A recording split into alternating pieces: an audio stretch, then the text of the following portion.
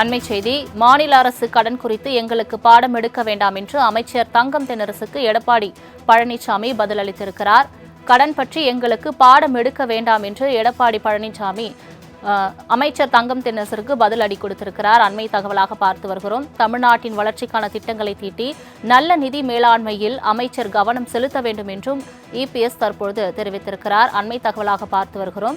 மக்களின் கவனத்தை திசை திருப்பும் வகையில் அறிக்கை வெளியிட வேண்டாம் என்று இபிஎஸ் தெரிவித்திருக்கிறார். முக்கிய தகவலாக பார்த்து வருகிறோம்.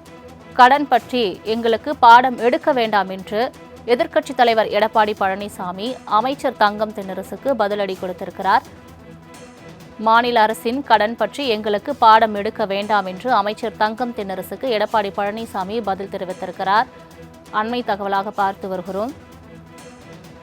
ஆட்சிக்கு வந்தால் நிதி மேலாண்மையை மேம்படுத்துவோம் என திமுகவினர் மக்களை ஏமாற்றினார்கள் என்றும் எடப்பாடி பழனிசாமி குறிப்பிட்டிருக்கிறார்.